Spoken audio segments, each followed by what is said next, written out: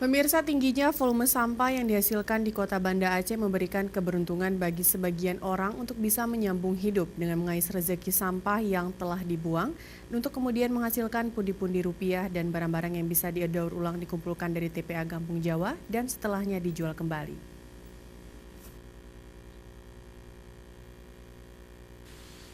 Pantang menyerah dan bersemangat terlihat dari raut wajah para pengumpul barang-barang bekas atau pemulung di TPA Kampung Jawa, Kecamatan Kutaraja, Kota Banda Aceh.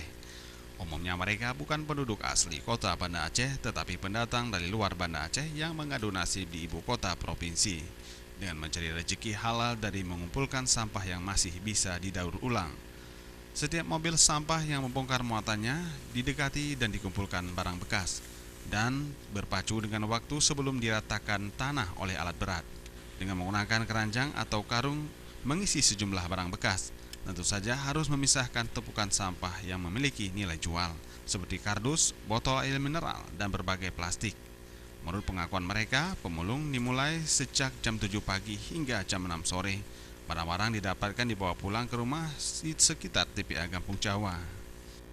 Aku kena orang bro karena orang bronya Pak kan. Kenapa? Walaupun hina Pak, kena masalah kamu. Ya, penting hari. Yang penting halu. Betul. Tapi Pak orang kaya hina Pak. Ya kan? Ya, betul. Tapi Pak kamu ada problem apa?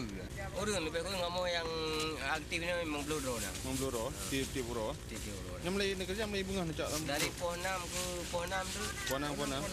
Di mana nama nampak yang barang-barang nampak le? mana nanti paling-paling je. Perlu ribu barang nanti. Dia kuto. Untuk penghasilan perharinya rata-rata memperoleh bervariasi mulai dari 50 hingga 100 ribu rupiah dan semua tergantung dengan jumlah barang yang